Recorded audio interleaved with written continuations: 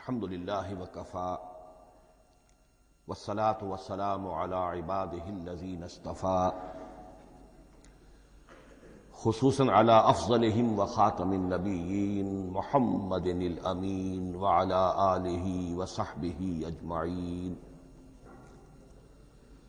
اما بعد فقد قال اللہ تبارک وتعالی کما ورد فی سورة الزخرف اعوذ باللہ من الشیطان الرجیم بسم اللہ الرحمن الرحیم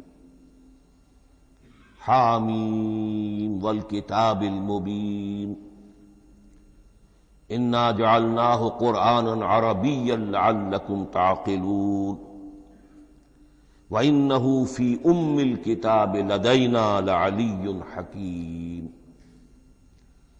وقال تبارك وتعالى كما ورد في سورة الواقعة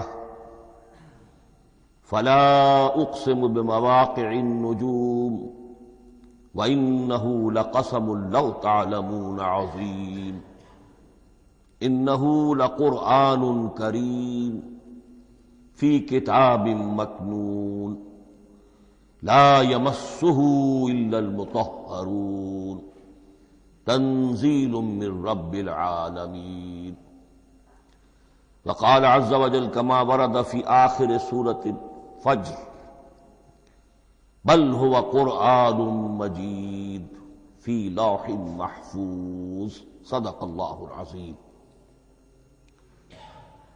رب اشرح لي صدري ويسر لي أمري واحلل عقدة من لساني يفقهوا قولي اللهم ربنا الہمنا رشدنا واعذنا من شرور انفسنا اللهم ارنا الحق حقا وارزقنا اتباعه وارنا الباطل باطلا وارزقنا اجتنابه اللهم ارحمنا بالقرآن العظيم واجعله لنا اماما ونورا وهدى ورحمة اللهم ذكرنا منه ما نسينا وعلمنا منه ما جهلنا وارزقنا تلاوته آناء الليل وآناء النهار واجعله لنا حجة يا رب العالمين آمین۔ آج شعبان معظم کی 28ویں شب ہے اور ہم ماہ رمضان مبارک کے دوران نماز تراویح کے ساتھ دورہ ترجمہ قرآن کی تمہید کے طور پر آج اور کل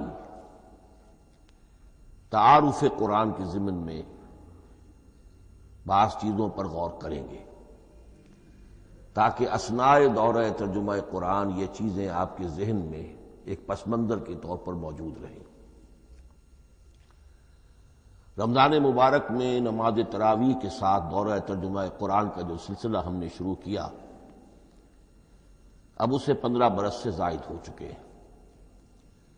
الحمدللہ کہ اس کا چرچا اب وسیع و عریض پیمانے پر ہو چکا ہے، نہ صرف اندرون ملک بیرون ملک بھی۔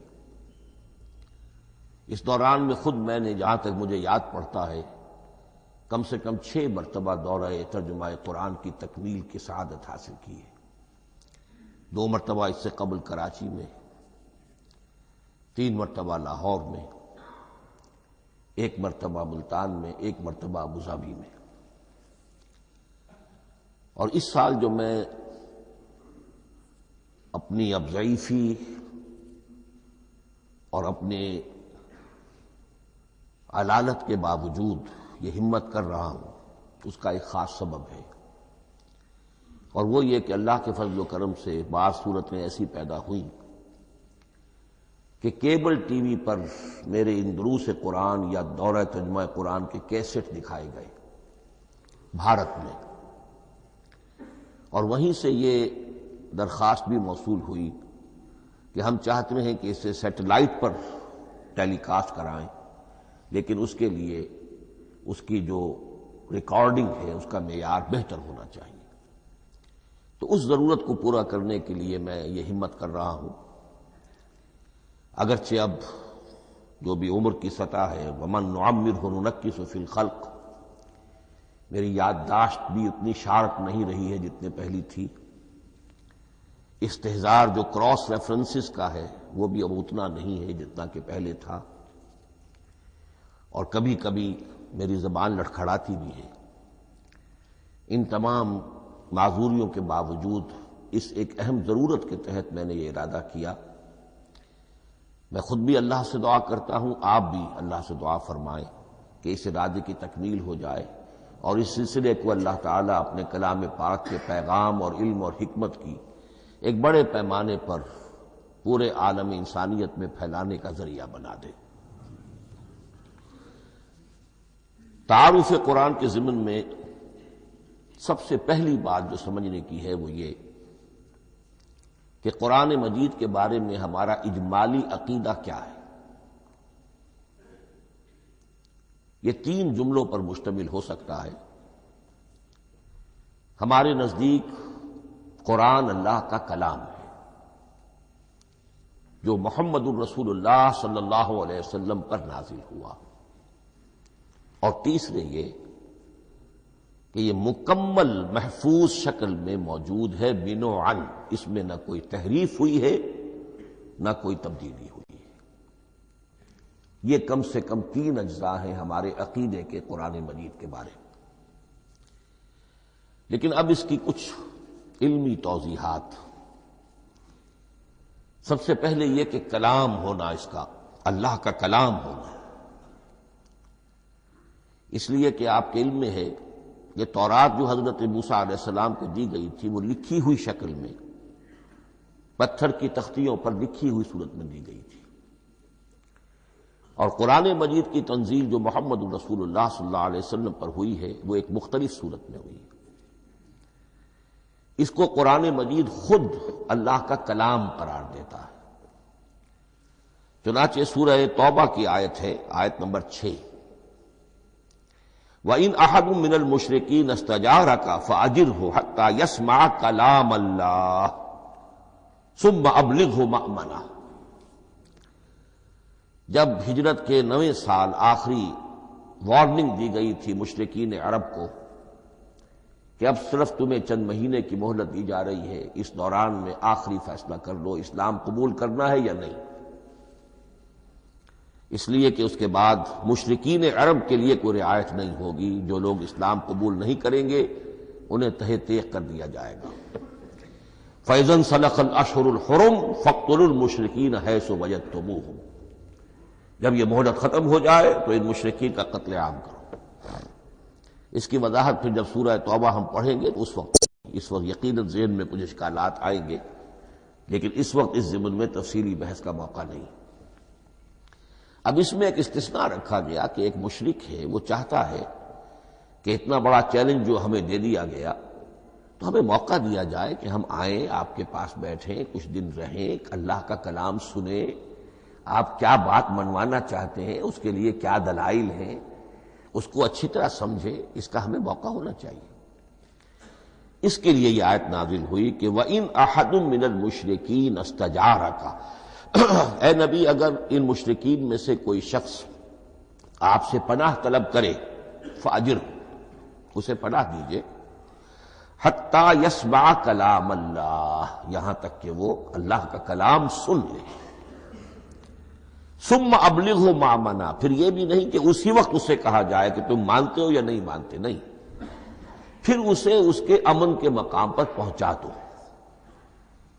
یہ جو آیت ہے اس میں لفظ کلیئر آ گیا کہ قرآن مجید اللہ کا کلام ہے۔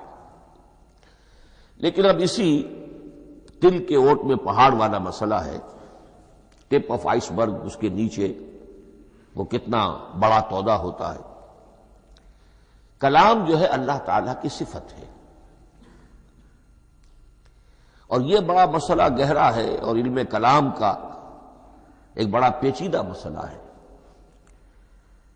کہ ذات باری تعالیٰ اور اس کی صفات کے مابین کیا ربط و تعلق ہے۔ آیا صفات ذات کا جز ہیں، جزو لا ینفک ہیں، حصہ ہے، یا کچھ زائد بر ذات، جس کو علامہ اقبال نے ایک جگہ کہا ہے صفات ذات حق، حق سے جدا یا عین ذات۔ یہ ہمارے علم کلام کا ایک بڑا پیچیدہ مسئلہ ہے، لیکن یہ کہ اس میں متکلمین کا جو تقریباً اجماعی فیصلہ ہے وہ دو لفظوں میں آتا لا عین ولا غیر. اللہ کی صفات نہ تو اس کی ذات کا عین ہے نہ اس کی ذات سے غیر ہے. بہت پیچیدہ شکل ہے، اور یہ بھی اس وقت کا میرا موضوع نہیں ہے، میں صرف کسی اور موضوع کے لیے صرف حوالے دے رہا ہوں. بہرحال قرآن مجید کا جو تعلق ہے ذات باری تعالیٰ کے ساتھ، وہ اس مسئلے سے بخوبی واضح ہو جاتا ہے کہ چونکہ یہ اللہ تعالیٰ کی صفت ہے، اور صفت کو ہم یہ نہیں کہہ سکتے کہ وہ ذات باری تعالیٰ سے جدا ہے، یہ بھی نہیں کہہ سکتے کہ اس کی ذات کا جزو لا ینفک ہے. کچھ اسی طرح کا تعلق ہے قرآن مجید کا ذات باری تعالیٰ کے ساتھ. لیکن یہ مسئلہ قرآن مجید میں خود بیان ہوا، اور سورہ حشر کی آیت میں تو یہ فرمایا گیا، اللہ تعالیٰ نے اپنے اس کلام کی عظمت کو یوں بیان کیا، وہ عظمت کما ہیا، جیسے کہ وہ فی الواقع ہے، اور جس کا کہ گویا کہ پورا ادراک ہمارے لیے اپنی بہت سی محدودیتوں کی وجہ سے ممکن نہیں ہے. لیکن ایک تمثیل کے پیرائے میں سمجھایا، لو انزلنا ھذا القرآن علی جبل لرأیتہ خاشعا متصدعا من خشیۃ اللہ وتلک الامثال نضربها للناس لعلهم یتفکرون. اگر ہم نے اس قرآن کو کسی پہاڑ پر اتار دیا ہوتا تو تم دیکھتے کہ وہ دب جاتا اور پھٹ جاتا اللہ کے خوف سے. اور یہ مثالیں ہیں جو ہم لوگوں کے لیے بیان کرتے ہیں تاکہ وہ غور کریں، تدبر کریں، سمجھیں.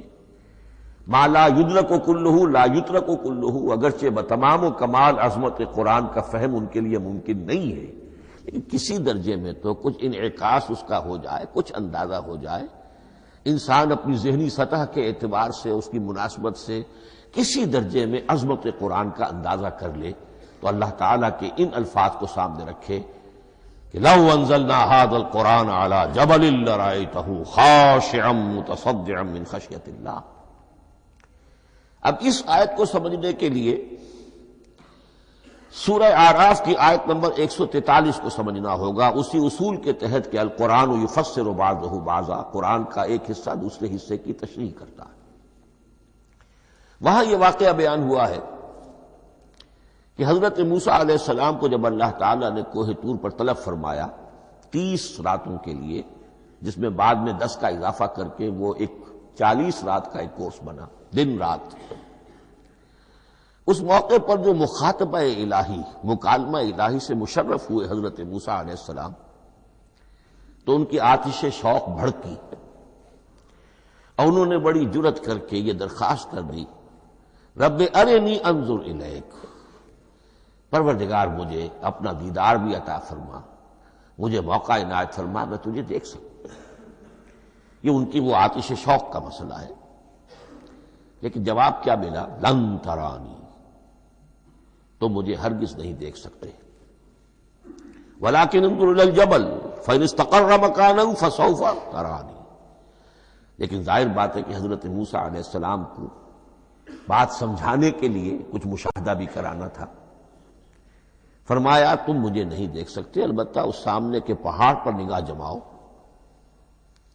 ہم اس پر اپنی ایک تجلی ڈالیں گے. یہ اگلی الفاظ کے اندر وضاحت ہے، میں یہاں پہلے سے بیان کر رہا ہوں سمجھانے کے لیے. اگر وہ پہاڑ ہماری اس تجلی کو، تجلی کسے کہتے ہیں؟ جلا، روشنی.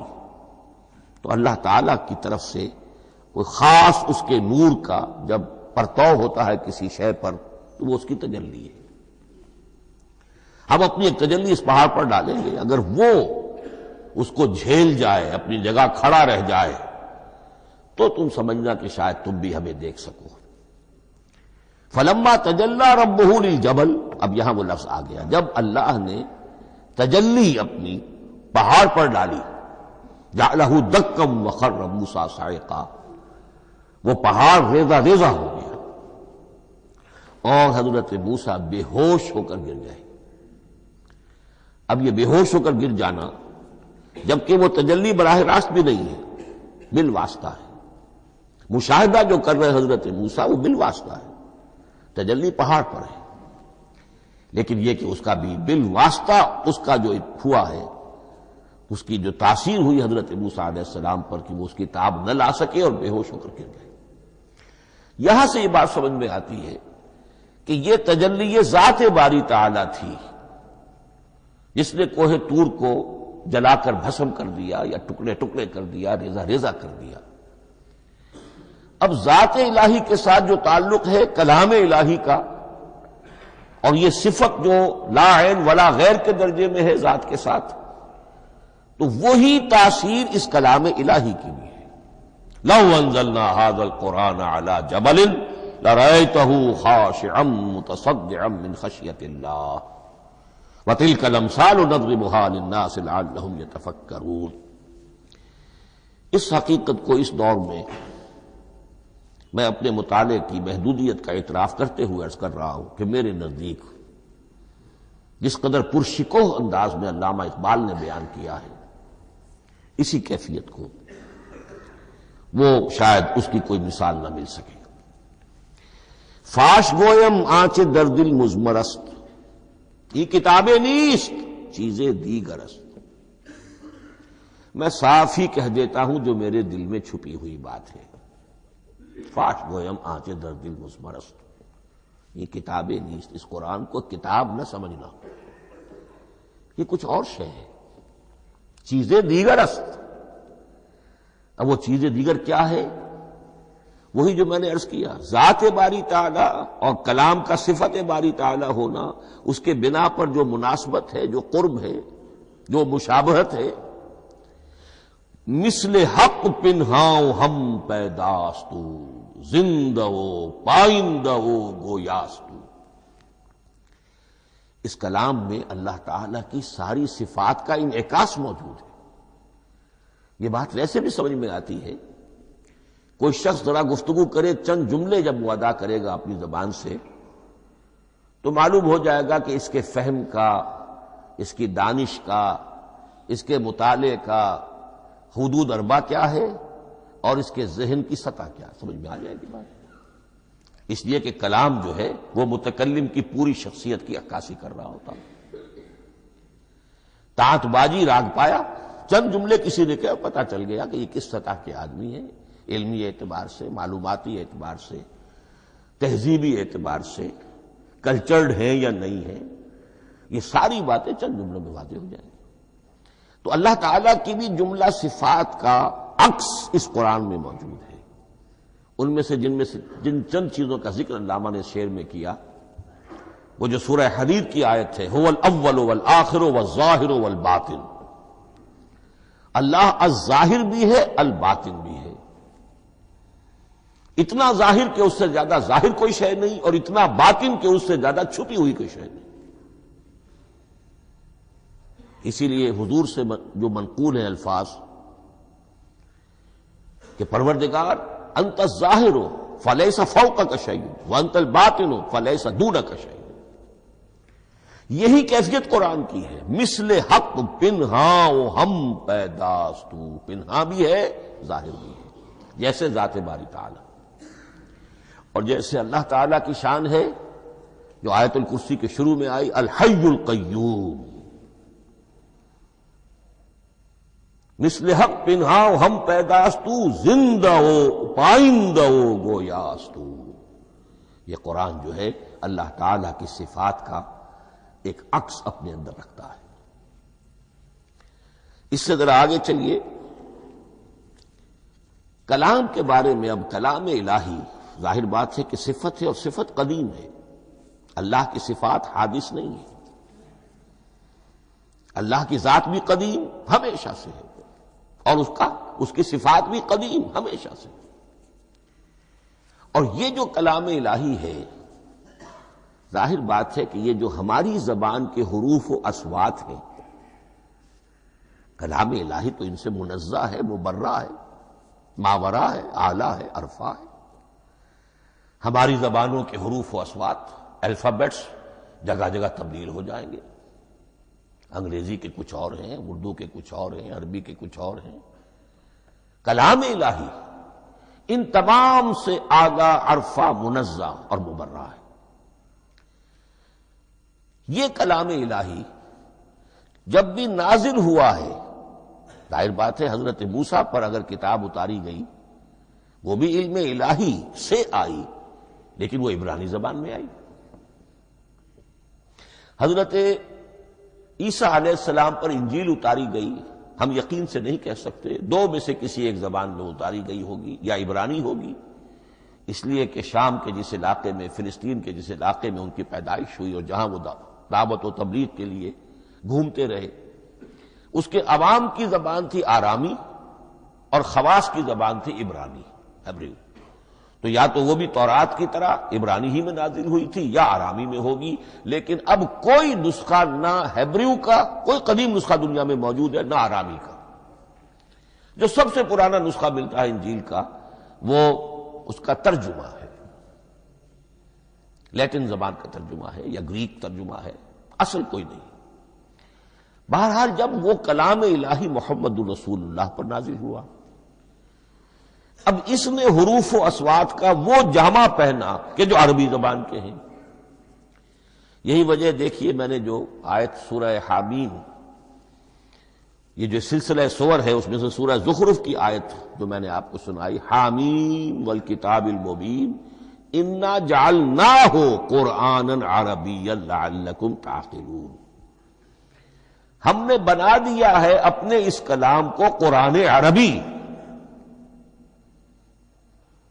اس کو عربی حروف و اصوات کا جامہ ہم نے پہنا دیا ہے، انا جعلناہ قرآنا عربیا لعلکم تعقلون، کہ چونکہ مخاطب اول جو قوم تھی امیین، ان کی زبان عربی تھی، لعلکم تعقلون، تاکہ تم اس کو سمجھ سکو۔ اب اس سے آگے چلیے، اصل قرآن مجید کے 3 مقامات سے معلوم ہوتا ہے، اصل قرآن اللہ کے پاس ہے۔ یہ قرآن جو ہمارے پاس ہے، مصحف عثمان رضی اللہ تعالی عنہ، یہ اس قرآن کی مصدقہ نقل ہے۔ اصل قرآن کہاں ہے؟ ایک جگہ فرمایا بل ہوا قرآن مجید فی لوح محفوظ، لوح محفوظ میں ہے، اصل قرآن وہاں ہے۔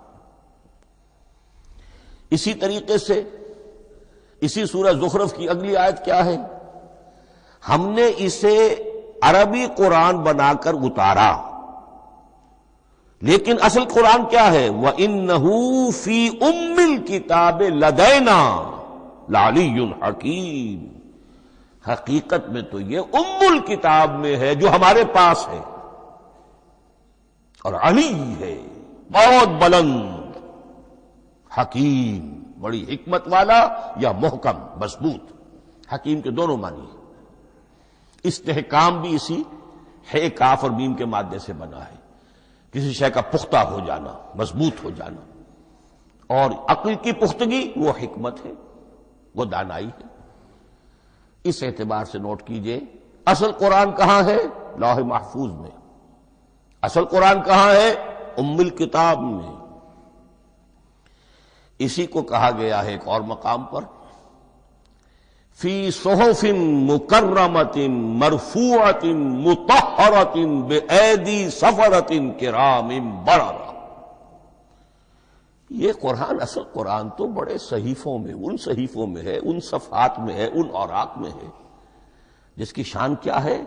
مکرمۃ، ان کی انتہائی تعظیم کی جاتی ہے، مطہرۃ، نہایت پاک صحیفے، فی صحف مکرمۃ، مرفوعۃ، بلند و بالا، مطہرۃ، بِأَيْدِي سَفَرَةٍ كِرَامٍ بَرَرَةٍ، ان فرشتوں کے ہاتھ میں جو بہت باعزت، بہت اونچے درجے کے، ان کے ہاتھوں میں ہے۔ وہ لوگ ہیں کہ جب جن کی تحویل میں ہے یہ کلام پاک، فی صحف مکرمۃ مرفوعۃ مطہرۃ بِأَيْدِي سَفَرَةٍ كِرَامٍ بَرَرَةٍ۔ اب اسی کو بیان کیا ہے سورہ واقعہ میں، فلا اقسم بمواقع النجوم، تو نہیں، میں قسم کھاتا ہوں ستاروں کے ڈوبنے کی جگہ کی۔ وَإِنَّهُ لَوْ تَعْلَمُونَ لَقَسَمٌ عَظِيمٌ وَإِنَّهُ لَقَسَمٌ لَوْ تَعْلَمُونَ عَظِيمٌ، اور اگر تم جان سکتے تو یہ بہت بڑی قسم ہے جو ہم نے کھائی ہے، بہت بڑی گواہی ہے جو ہم نے پیش کی ہے۔ اب تدریجاً اس کا انکشاف ہو رہا ہے۔ یہ آج جو تصور ہے بلیک ہولز کا، اس سے کچھ اندازہ ہوتا ہے یہ ستارے کہاں ڈوب جاتے ہیں، بڑے بڑے ستارے نسیم منسیہ ہو جاتے ہیں، ستارے نہیں پوری گیلیکسیز اس میں گم ہو جاتے ہیں، وہ مقبرے ہیں بڑی بڑی گیلیکسیز کے۔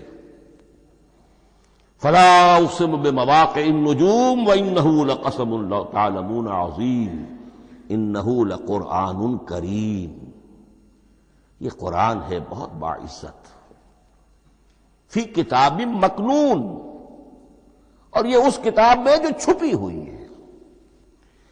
یہ لؤلؤ مکنون کا لفظ آتا ہے قرآن مجید میں، جیسے موتی ہوتے ہیں انہیں چھپا کر رکھا جاتا ہے ڈبیوں میں، مخملی ڈبیوں کے اندر موتیوں کو، اسی طریقے سے فی کتاب مکنون لا یمسہ الا المطہرون، وہ صحیفے بھی بہت مطہرہ تھے اور ان کو چھو نہیں سکتے مگر وہی جو انتہائی پاک ہیں، ملائکہ مقربین، جن کے قریب سے بھی ہو کر معصیت یا گناہ کا کوئی تصور تک نہیں گزر سکتا، وہ ہیں جو اس کو چھوتے ہیں، ان کے ہاتھوں میں ہے، ان کی تحویل میں ہے۔ یہ ہے وہ چیزیں کہ جس سے اندازہ ہوا کہ اصل قرآن کہاں ہے۔ یہ جو ہمارے پاس ہے در حقیقت یہ نقل مطابق اصل ہے، مصدقہ نقل ہے۔ اب اس میں آپ سے عرض کر دوں کہ ایک بہت خوبصورت بات ہمیں جو ملتی ہے، تورات میں جو استثناء، جو صفر استثناء ہے ڈیوٹرانومی، اس کے 18ویں باب میں 18ویں اور 19ویں آیات جو ہیں اس میں ذکر موجود ہے، میں ان کے لیے انہی کے بھائیوں میں سے تیری مانند ایک نبی برپا کروں گا۔ اللہ تعالیٰ کلام فرما رہے ہیں یہاں حضرت موسیٰ علیہ السلام سے، آج بھی موجود ہے اولڈ ٹیسٹمنٹ، ڈیوٹرانومی یا کتاب استثناء، صفر استثناء، اس کا 18واں باب، اس کی 18ویں اور 19ویں آیات، جب چاہیں جا کر دیکھ لیں۔ میں ان کے لیے ان کے بھائیوں ہی میں سے تیری مانند ایک رسول اٹھاؤں گا، میں ان کے لیے انہی کے بھائیوں میں سے تیری مانند ایک نبی برپا کروں گا اور اپنا کلام اس کے منہ میں ڈالوں گا، اور جو کچھ میں اس سے کہوں گا وہی وہ ان سے کہے گا۔ یہ ہے جو پیشین گوئی ہے محمد الرسول اللہ صلی اللہ علیہ وسلم کی، اور یہاں وہ فرق واضح کر دیا گیا، اے موسیٰ تم سے تو یا تو ہم نے کلام کیا ہے یا تمہیں جو کتاب دی ہے وہ لکھی ہوئی دی ہے، لیکن جو نبی تیری ہی مانند میں برپا کروں گا۔ اب اس میں بھی نوٹ کرنے کی بات ہے کہ حضرت موسیٰ کے مشابہ نبی اکرم صلی اللہ علیہ وسلم کے سوا کوئی نبی نہیں۔ صاحب کتاب وہ بھی تھے، صاحب کتاب محمد بھی ہے، صاحب امت وہ بھی تھے، اور صاحب امت محمد رسول اللہ ہے، تیری مانند صاحب شریعت۔ حضرت عیسیٰ صاحب شریعت نہیں تھے، شریعت موسوی ہی کو نافذ کرنے کے لیے آئے تھے، ان کی حیثیت دین موسوی کے مجدد کی تھی۔ ویسے نبی تھے، اللہ کے فضل و کرم سے نبی تھے، اس میں کوئی شک نہیں، رسول تھے، لیکن یہ کہ ان کے کام کی نوعیت کیا تھی، اس لیے کہ کوئی نئی شریعت لے کر نہیں آئے۔ اب بھی انجیل میں الفاظ موجود ہیں، don't think I have come to destroy law, the Mosaic law جسے یہ کہتے ہیں، شریعت موسوی، وہ تم پر نافذ رہے گی، تم اس کی پابندی کرو گے، چونکہ صاحب شریعت رسول یا موسیٰ یا محمد صلی اللہ علیہ وسلم علیہ الصلوۃ والسلام۔ تو میں ان کے بھائیوں میں سے، اب بھائی کون ہوں گے؟ ظاہر بات ہے بنی اسرائیل، ان کے کزنز کون ہیں؟ بنی اسماعیل۔ بنی اسرائیل تو جو بھی نبی ہے وہ انہی میں سے ہے، ان کے بھائیوں میں سے، تو بھائی تو ہوگا، ان کا کزن ہوگا، اب وہ کون ہے؟ بنی اسماعیل۔ آپ نے ابھی سنا ہوگا جب پیس ٹریٹی ہوئی تھی اور کلنٹن صاحب آئے تھے، اور وہاں جب شاہ حسین جو ہیں اردن کے وہ بھی آئے اور بغل گیر ہوئے تھے، اسرائیل کے وزیر اعظم تھے، تو اس وقت یہ لفظ استعمال کیا تھا صدر کلنٹن نے کہ آپ لوگ تو آپس میں کزنز ہیں، لفظ کزن استعمال کیا تھا۔ تو ان کے بھائیوں میں سے گویا کہ غیر اسرائیلی جو ان کے قریب ترین قرابت دار ہوں گے وہ بنو اسماعیل ہیں. تیرے مانند صاحب شریعت نبی میں برپا کروں گا، لیکن اس پر جو میرا کلام اترے گا وہ کس شکل میں اترے گا؟ میں اپنا کلام اس کے منہ میں ڈالوں گا اور پھر وہ جو کچھ کہے گا وہ وہی کہے گا جو میں نے کہا ہے. اب اس کے حوالے سے ایک بہت اہم بات سمجھ لیجئے، اور قرآن مجید کے دو اہم مقامات کی وضاحت اس سے ہو جائے گی. یہ کلام اللہ، قرآن مجید میں اس کو قول جبرائیل بھی کہا گیا ہے. کلام اللہ حضرت جبرائیل کے ذریعے سے جب ادا ہوا ہے تو قول جبرائیل ہے، اور پھر جب وہ محمد الرسول اللہ کی زبانی ادا ہوا تو قول رسول ہے، قول محمد ہے صلی اللہ علیہ وسلم. یہ قول اللہ بھی ہے، قول جبرائیل بھی ہے، اور قول محمد بھی ہے بیک وقت. یہ بات دیکھیے سورہ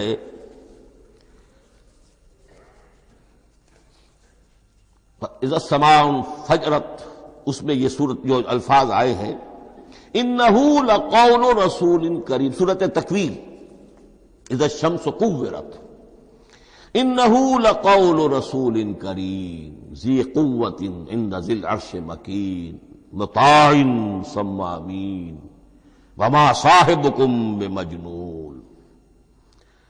یہ یہاں پر حضرت جبرائیل کا ذکر ہو رہا ہے. وما ہوا بقول شیطان الرجیم، محمد تک اس قرآن کو لانے والا تو وہ بلند پائے کا فرشتہ ہے، یہ کوئی شیطان رجیم نہیں ہے.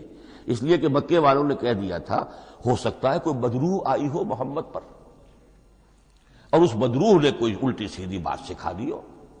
نہیں، انہ لقول رسول کریم، یہاں رسول کریم کون ہے؟ حضرت جبرائیل. انہ لقول رسول کریم ذی قوت عند ذی العرش مکین، بڑی قوت والا اور جس کا بڑا اونچا مقام اور مرتبہ ہے عرش والے کے قریب.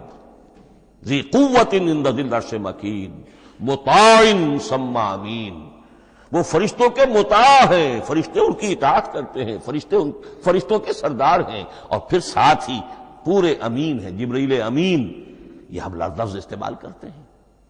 اور اس کے بعد آگے جا کے فرمایا وما ہوا بقول شیطان الرجیم، یہ کسی شیطان رجیم کا قول نہیں ہے. اب یہاں اس سورہ تکویر میں قرآن کو قول جبرائیل قرار دیا گیا. لیکن سورۃ الحاقہ میں چلیے، اس کے آخر میں آتا ہے انہ لقول رسول کریم وما ہوا بقول شاعر قلیلا ما تؤمنون ولا بقول کاہن قلیلا ما تذکرون تنزیل من رب العالمین. یہاں اب رسول کریم سے مراد محمد الرسول اللہ صلی اللہ علیہ وسلم. یہ کسی شاعر کا قول نہیں ہے، کسی کاہن کا قول نہیں ہے، یعنی جس کے زبانی یہ قرآن لوگوں کے سامنے آ رہا ہے. جبرائیل کا قول ہو کر تو محمد پر نازل ہوا صلی اللہ علیہ وسلم، لیکن اب لوگوں کے سامنے وہ قول محمد بن کر آ رہا. انہ لقول رسول کریم وما ہوا بقول شاعر قلیلا ما تؤمنون ولا بقول کاہن قلیلا ما تذکرون تنزیل من رب العالمین. تو قرآن مجید کلام اللہ ہے، پھر وہ قول جبرائیل بنا جب جبرائیل نے آ کر محمد کو سنایا، اور پھر وہ قول محمد بنا جب محمد کی زبان مبارک سے لوگوں نے اسے سنا، اہل عرب نے سنا، اور پھر وہ بات پھیلتی چلی گئی. اب آخری بحث اس موضوع پر جو ہے وہ یہ ہے، کلام الہی کی 3 صورتیں ہیں جو قرآن مجید میں سورہ شورى کی آیت نمبر 51 میں بیان ہوئی ہے. وما كان لبشر ان يكلمه اللہ، کسی بشر، کسی انسان کی یہ حیثیت نہیں ہے، مقام نہیں ہے کہ اللہ اس سے کلام کرے. یہ نہیں کہا کہ اللہ کے لیے ممکن نہیں ہے، نہیں، اللہ کے لیے تو ہر شے ممکن ہے، لیکن کسی بشر کا یہ مقام نہیں ہے کہ اللہ اس سے کلام کرے. مخلوق ہے، بشر ہے. ما کان لبشر ان یکلمہ اللہ الا اب 3 شکلیں آئیں، الا وحیا او من وراء حجاب او یرسل رسولا فیوحی باذنہ ما یشاء انہ علی حکیم. 3 صورتیں ہیں کلام الہی کی. یا تو براہ راست اللہ وحی کرتا ہے بغیر کسی فرشتے کی درمیان میں ذریعہ بنائے ہوئے، اسی کا نام الہام ہے، اسی کا نام تحدیث ہے۔ یہ غیر نبی کے ساتھ بھی ہوتا ہے۔ حضور نے فرمایا ہر نبی کی امت میں محدث ہوتے تھے جن سے اللہ کلام کرتا تھا، اور میری امت کا محدث عمر ہے رضی اللہ تعالی عنہ۔ محدث، محدث نہیں، محدث کے معنی ہے علم حدیث کا ماہر۔ امام بخاری محدث ہیں، امام مسلم محدث ہیں۔ محدث تحدیث سے مفعول بنا جس سے بات کی جاتی ہے، محدث۔ اللہ بات کرتا ہے، اللہ دل میں ڈال دیتا ہے، القاء ہو جاتا ہے، الہام ہو جاتا ہے، کوئی فرشتہ درمیان میں نہیں، براہ راست۔ دوسری شکل کلام کی کیا ہے؟ او من ورائے حجاب، یہ ہمارے علم کی حد تک صرف حضرت موسیٰ علیہ السلام کی شان ہے، استثنائی شان ہے۔ وَكَلَّمَ اللَّهُ مُوسَىٰ تَكْلِيمًا، اور موسیٰ کے ساتھ تو اللہ نے کلام فرمایا جیسے کہ کلام کیا جاتا ہے۔ فرق کیا تھا؟ من ورائے حجاب، پردہ تھا، دیکھ نہیں سکتے تھے، تبھی تو ان کی وہ آتشی شوق بھڑکی تھی۔ کیا قیامت ہے کہ چلمن سے لگے بیٹھے ہیں، صاف چھٹتے بھی نہیں، سامنے آتے بھی نہیں، کلام بھی فرما رہے ہیں، لیکن یہ کہ بات مجھے دیدار عطا کرنے کے لیے تیار نہیں، رب ارنی انظر الیک۔ لیکن یہ جو کلام ہے ہمارے علم کی حد تک براہ راست اس دنیا میں حضور سے ہوا ہے معراج کی شب، لیکن وہ 7ویں آسمان پر ہوا۔ اس دنیا میں ہمارے علم کی حد تک یہ کلام براہ راست من ورائے حجاب صرف حضرت موسیٰ علیہ السلام کی استثنائی شان ہے۔ اور تیسرا ہے او یرسل رسولا فیوحی باذنہ ما یشاء، یا تیسری صورت یہ کہ اللہ کسی پیغامبر کو بھیجتا ہے جو وحی کرتا ہے جو اللہ چاہتا ہے۔ یہ تیسری شکل ہے وحی کی۔ قرآن مجید اس تیسری شکل میں نازل ہوا ہے محمد الرسول اللہ صلی اللہ علیہ وسلم پر۔ حضور کو جو الہام ہو جاتے تھے، جو حضور کو القاء ہو جاتا تھا، جو آپ کے دل میں براہ راست اللہ کی طرف سے وحی آتی تھی، وہ قرآن میں شامل نہیں ہے۔ اگرچہ حضور کے خواب بھی سچے تھے، وہ بھی اللہ کی طرف سے ہوتے تھے، شیطان کی آمیزش نہیں ہو سکتی تھی، لیکن یہ بھی قرآن میں شامل نہیں ہے۔ قرآن میں شامل ہے تیسری قسم کی وحی، او یرسل رسولا، پھر ہم بھیجتے ہیں ایک پیغامبر کو فرشتوں میں سے۔ اللہ یستفی من الملائکۃ رسلا ومن الناس، اللہ چن لیتا ہے فرشتوں میں سے بھی اپنا پیغامبر اور انسانوں میں سے بھی۔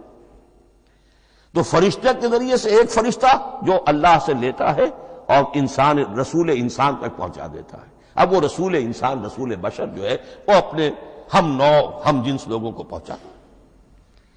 تو اللہ یستفی من الملائکۃ رسلا ومن الناس، یہاں وہی بات فرمائی او یرسل رسولا فیوحی باذنہ ما یشاء، پھر وہ وحی کرتا ہے اللہ کے حکم سے جو اللہ چاہتا ہے۔ یہ کلام الہی کی یہ تیسری شکل ہے جو محمد الرسول اللہ صلی اللہ علیہ وسلم پر نازل ہوا، اور وہ ہے قرآن حکیم۔ اب ایک اور بحث جو علمی ہے وہ یہ ہے کہ حضور پر جو اس کا نزول ہوا اس کی کیفیات کیا تھی۔ دو الفاظ استعمال ہوتے ہیں، انزال بھی اور تنزیل بھی۔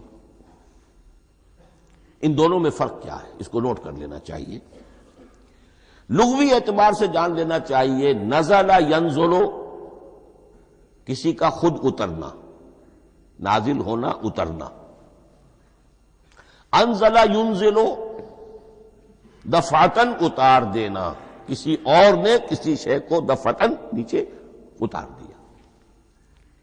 یہی مفہوم نزلہ کے ساتھ بے لگ جائے تو آ جاتا ہے، با کے ساتھ نزلہ بہی، یہ اتارنے کے مفہوم میں آئے گا۔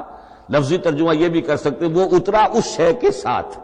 نزلہ بہ الروح الامین، اس کو لے کر نازل ہوا خود روح الامین فرشتہ علی قلبک، اے محمد صلی اللہ علیہ وسلم آپ کے قلب مبارک پر۔ تو نزلہ بے اور انزال اس کے معنی ایک ہی ہے۔ لیکن اگلا لفظ ہے تنزیل، نزل ینزل تنزیلا، اس کے معنی ہے رفتہ رفتہ، تدریجن، نجمن نجمن، تھوڑا تھوڑا کر کے، وقفے وقفے سے اتارنا۔ جیسے عربی میں اعلام کہیں گے کسی کو کچھ بتا دینا، باخبر کر دینا، مطلع کر دینا، بھائی مطلع کر دیا میں نے، اب تم جانو تمہارا کام، یہ اعلام کہلائے گا۔ تعلیم کسے کہتے ہیں؟ سکھانا، درجہ بدرجہ، دیکھنا اس کی استعداد کیا ہے، آج یہ کیا بات سمجھ سکتا ہے، میں اتنے ہی درجے تک سمجھاؤں، اب کل میں اسے مزید سمجھاؤں گا، پرسوں مزید سمجھاؤں گا، یہ درجہ بدرجہ کسی شے کو سمجھانا، یہ تعلیم ہے۔ تو انزل ینزل انزالا، یہ ہے اتار دینا دفعتاً، اور نزل ینزل تنزیلا، یہ ہے تدریجاً اتارنا۔ اب قرآن مجید کے لیے یہ دونوں الفاظ مستعمل ہیں، لیلۃ القدر اور لیلۃ المبارکہ۔ اب یہ دو بھی نوٹ کر لیجئے، قرآن مجید میں چونکہ اہم مضامین کم سے کم دو جگہ پر ضرور آتے ہیں۔ انا انزلناہ فی لیلۃ القدر، یہاں انزلنا ہے، نزلنا نہیں ہے، انزلنا ہے، ہم نے اتارا اس کو لیلۃ القدر میں۔ اور باقی صورت تو آپ کو یاد ہوگی، وما ادراک ما لیلۃ القدر، لیلۃ القدر خیر من الف شہر، تنزل الملائکۃ والروح فیہا باذن ربہم من کل امر، سلام ہی حتی مطلع الفجر۔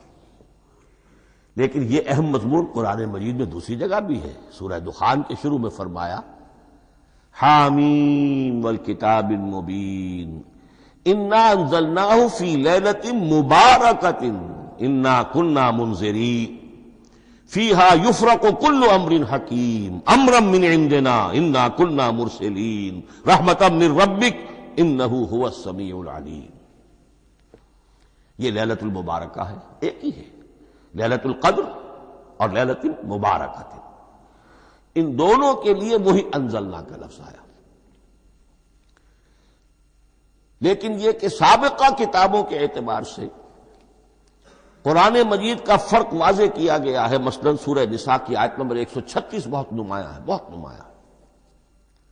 وہاں فرمایا گیا یا ایھا الذین آمنوا آمنوا باللہ ورسولہ والکتاب الذی نزل علی رسولہ والکتاب الذی انزل من قبل۔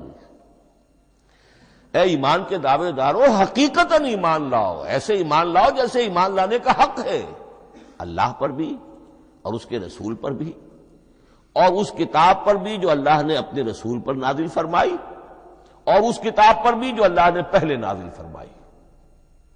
لیکن نازل کے لیے یہاں آیا حضور کے لیے والکتاب الذی نزل علی رسولہ، تنزیل کی شکل میں، اور تورات کے لیے والکتاب الذی انزل من قبل، وہ تو دفعۃ واحداً لکھی ہوئی تختیوں کی شکل میں حضرت موسیٰ علیہ السلام کو دے دی گئی تھی۔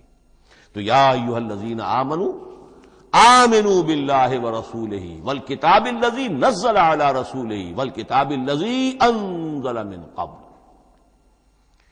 یہ جو تنزیل ہوئی ہے حضور پر، یعنی لیلۃ القدر میں جو رمضان مبارک میں ہے، پورا قرآن لوح محفوظ سے، کتاب مکنون سے، ام الکتاب سے نقل کر کے اتار دیا گیا سمائے دنیا تک۔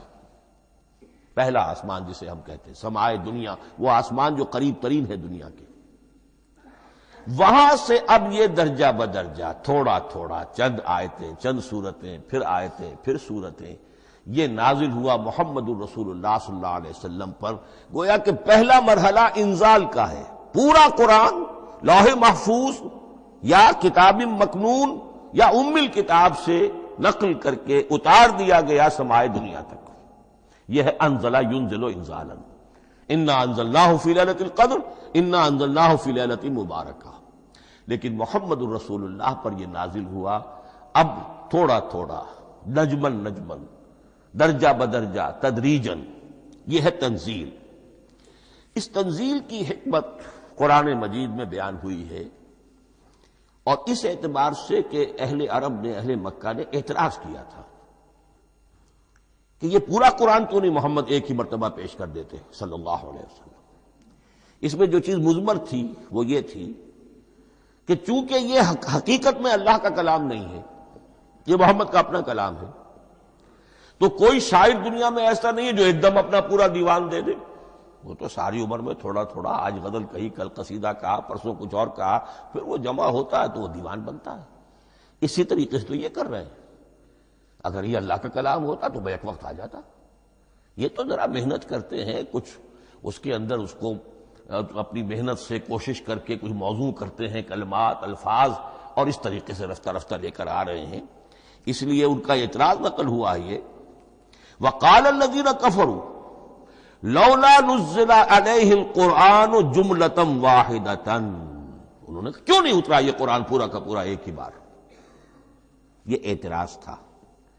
اس اعتراض کے جو جوابات دیے گئے ہیں وہ نوٹ کیجئے کہ لوگوں کے حق میں یہ مفید ہے، یہ پورے قرآن کا تحمل ایک وقت میں کر نہیں سکتے۔ یہ پورا قرآن تو ایک ہی مرتبہ اگر پہاڑ پر بھی اتار دیا جاتا تو وہ پھٹ جاتا، دب جاتا۔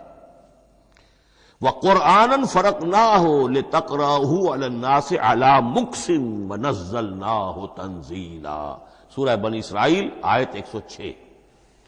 یہ وہ قرآن ہے جس نے ہم نے جس کو ٹکڑے ٹکڑے کر کے، فرق نہ ہو، فرق توڑ دینا، تھوڑا تھوڑا کر کے ہم نے کر دیا، لِتَقْرَأَهُ عَلَى النَّاسِ عَلَى مُكْثٍ، تاکہ آپ اسے پڑھ کر سنائے لوگوں کو وقفے وقفے سے، تاکہ وہ سہار سکیں، سنبھال سکیں، برداشت کر سکیں۔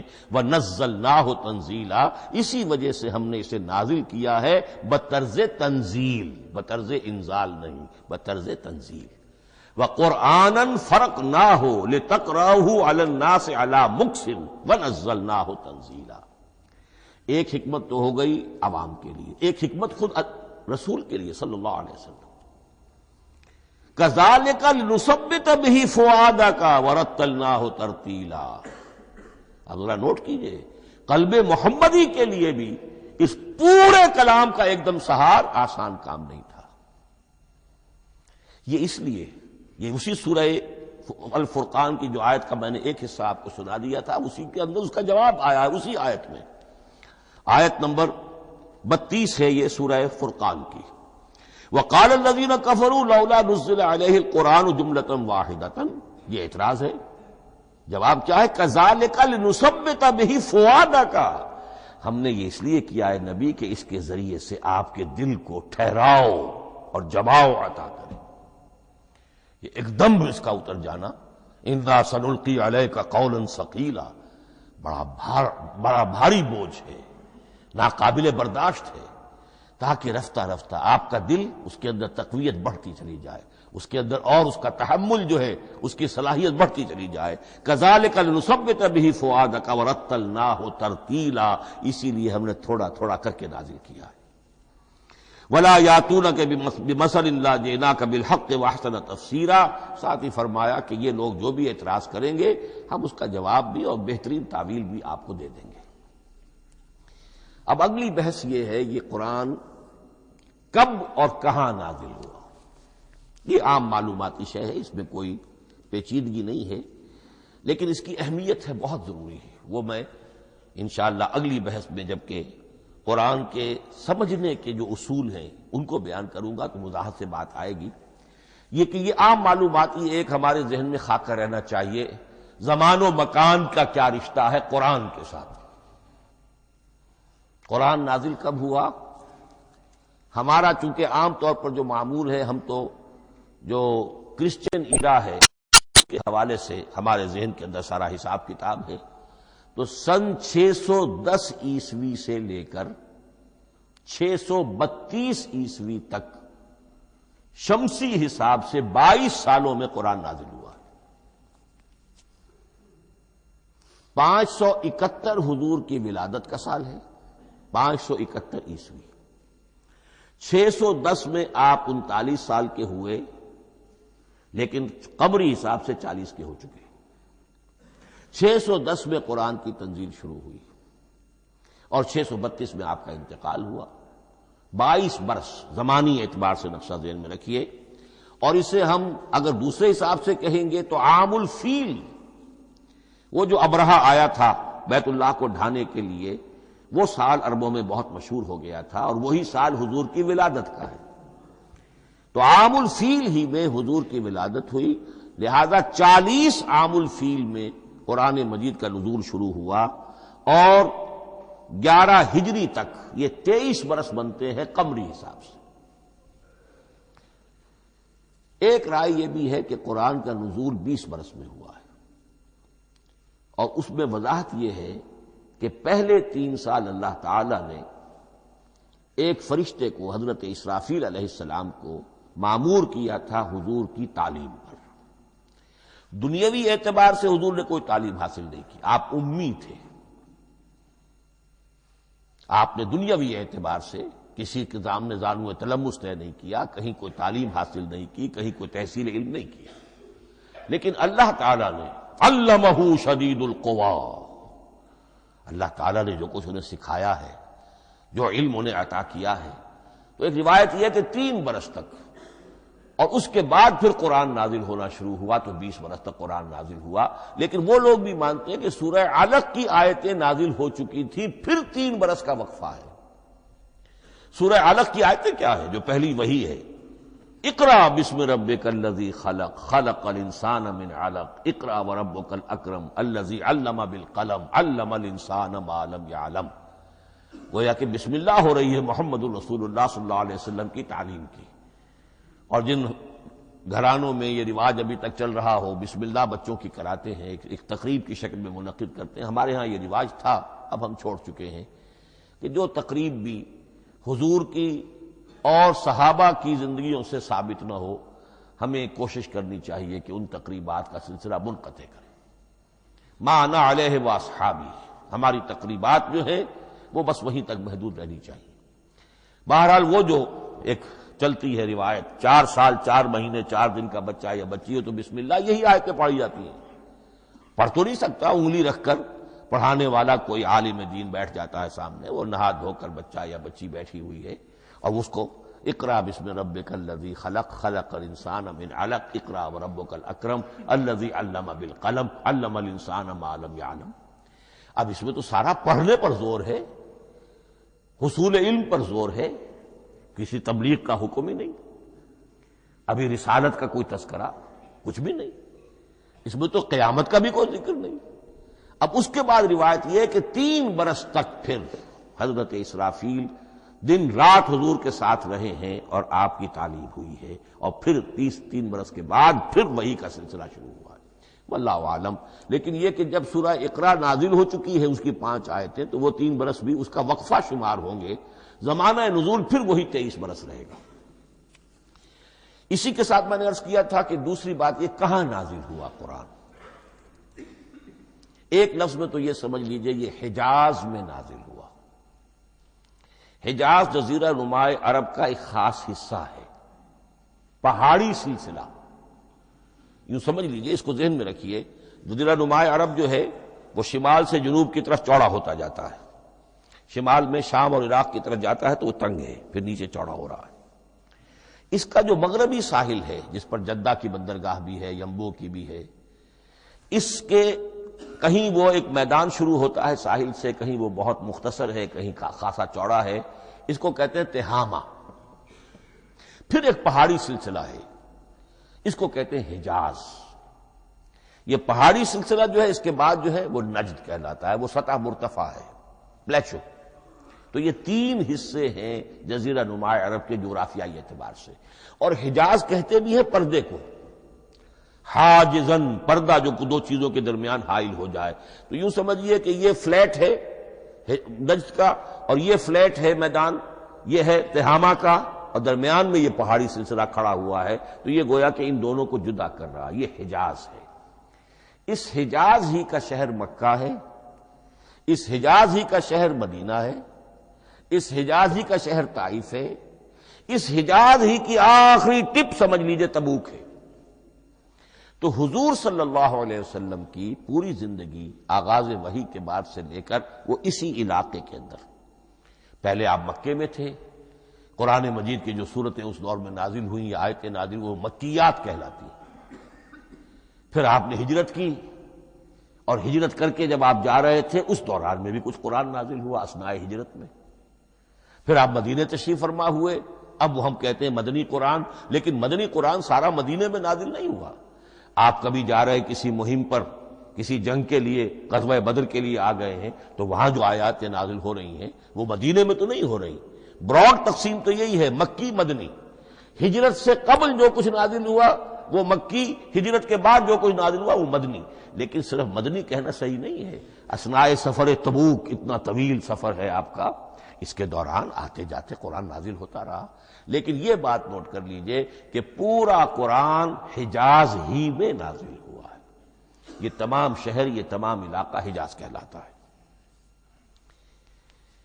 ایک اور بحث جو ہم اسی اپنی پہلی نشست میں مکمل انشاءاللہ کر لیں گے وہ ہے محفوظیت قرآن کی بحث. میں نے عرض کیا تھا کہ 3 چیزوں پر ہمارا عقیدہ مشتمل ہے. یہ اللہ کا کلام ہے، نمبر 1. نازل ہوا محمد الرسول اللہ پر صلی اللہ علیہ وسلم، اسی لیے ہم نے کلام سے متعلق کچھ مباحث علمی گہرائی میں اتر کر وہ سمجھے. حضور پر اس کے نزول، انزال اور تنزیل کے مختلف مراحل کو سمجھا. اب اس کی محفوظیت کے اعتبار سے واقعہ یہ ہے کہ واحد کتاب ہے پوری دنیا میں، واحد کتاب جس کے بارے میں دشمن بھی تسلیم کرتے ہیں، چاہے وہ اسے اللہ کا کلام نہ مانے، لیکن یہ مانتے ہیں کہ بعین ہی وہ شے جو محمد نے اپنی امت کو دی تھی آج بھی امت کے پاس صحیح موجود ہے. ظاہر بات ہے اگر تو اسے اللہ کا کلام مانے، وہی مانے، تب تو مسلمان ہی ہو گئے. وہ تو یہی کہتے ہیں کہ بہرحال محمد نے چاہے خود لکھا، تصنیف کیا، جو بھی کچھ کیا اس کو چھوڑ دیجئے، لیکن جو شے محمد نے اپنی امت کو دی تھی صلی اللہ علیہ وسلم بعین ہی وہ شے موجود ہے. تو یہ محفوظیت قرآن کی جو ہے، جبکہ کوئی اور دنیا کی کتاب اس کی مدعی ہی نہیں. تورات والوں کا سرے سے یہ دعویٰ ہی نہیں ہے. وہ تورات تو گم ہو گئی تھی نبوکدنضر کے حملے کے وقت، اس کے بعد سے دنیا میں تورات کا وجود نہیں ہے. اور پھر 100 برس کے بعد اپنی یادداشتوں سے مرتب کی ہے یہ تورات جو آج ہمارے سامنے ہے. انجیل کا جیسا کہ میں عرض کر چکا ہوں کوئی نسخہ جو ہے نہ عبرانی کا موجود ہے نہ آرامی زبان کا ہے. دنیا کی کوئی کتاب نہیں جو دعویٰ کر سکتی ہو. یہ قرآن جو شروع ہوتا ہے ذالک الکتاب لا ریب فیہ، یہ دعویٰ دنیا کی کسی اور کتاب نے خود کیا بھی نہیں. اس کی بھی جس قدر پرشکوہ الفاظ میں علامہ اقبال نے اس کی ترجمانی کی ہے انہی کا حصہ ہے. حرف اورا ریب نئے، تبدیل نئے، آیش شرمندہ تعویل نئے. اس قرآن کے کسی حرف میں کوئی تحریف ہو جانا نہیں، امکان ہی نہیں. قطعی طور پر کسی لفظ کا بدل دیا جانا نہیں. حرف اورا ریب نئے، تبدیل نئے، اس میں کسی کا شک پر مبنی ہونا نہیں. آیش شرمندہ تعویل نئے. اس کی آیت کوئی بھی ایسی نہیں جسے تروڑا مروڑا جا سکے. یہ اپنی حفاظت خود کرتی ہے. لا یاتیہ الباطل من بین یدیہ ولا من خلفہ، حامیم السجدہ کی آیت نمبر 42. اس پر باطل حملہ آور ہو ہی نہیں سکتا. انا نحن نزلنا الذکر وانا لہ لحافظون، ہم ہی نے یہ الذکر نازل کیا ہے اور ہم ہی اس کی حفاظت کرنے والے. جہاں تک پہلے ٹکڑے کا تعلق ہے اس آیت مبارکہ کا، اس میں تو تورات بھی آئے گی. تورات کس نے نازل کی؟ اللہ نے نازل کی. انجیل کس نے نازل کی؟ اللہ نے نازل کی. انا انزلنا التوراۃ فیہا ھدی ونور، یہ سورہ مائدہ میں الفاظ ہیں. انجیل کے بارے میں بھی ہم نے انجیل عطا کی عیسیٰ کو، فیہ ھدی ونور. لیکن یہ کہ انا نحن نزلنا الذکر، اس کو اس قدر تاکید کے ساتھ کہہ کر وانا لہ لحافظون، اور ہم ہی اس کے محافظ ہیں. لیکن اس موضوع پر اہم ترین مقام جو ہے قرآن مجید کا وہ سورہ قیامہ کی یہ آیات ہے. لا تحرک بہ لسانک لتعجل بہ. جب قرآن نازل ہوتا تھا حضور جلدی جلدی زبان کو حرکت دیتے تھے، یاد کر لیں، مبادا کہیں بھول جاؤں، مبادا کوئی لفظ جو ہے تبدیل ہو جائے. یہ مشقت جو آپ جھیل رہے تھے اس سے اللہ نے روک دیا از راہ شفقت اور محبت. لا تحرک بہ لسانک لتعجل بہ ان علینا جمعہ وقرآنہ، ہمارے ذمے ہے اس کو جمع کر دینا، آپ کے سینے میں جمع کر دیں گے اس کو. اور صرف جمع کرنا نہیں، قرآن ترتیب. قرآن ہوتا ہے پڑھا جاتا ترتیب سے. یعنی ترتیب نزولی، یہ بعد میں ہماری علیحدہ بحث بھی آئے گی کہ ترتیب نزولی اور ہے، ترتیب مصحف اور ہے، یہ ترتیب بھی ہم کروا دیں گے، یہ بھی ہمارے ذمہ ہے۔ ان علینا جمعہ وقرآنہ فاذا قرأناہ فاتبع قرآنہ، پھر جب ہم جس ترتیب سے پھر آپ کو پڑھائیں اسی ترتیب کی پیروی کیجیے۔ یہ جو ہے کہ قرآن کا جمع اور تدوین، یہ بھی اللہ تعالیٰ نے اس کی ضمانت لی، اور اس کی ترتیب بھی اللہ تعالیٰ ہی کی ضمانت سے ہے۔ اس اعتبار سے محفوظیت قرآن کے یہ دونوں پہلو ہمارے سامنے رہنے چاہیے۔ بارک اللہ لی ولکم فی القرآن العظیم ونفعنی وإیاکم بالآیات والذکر الحکیم۔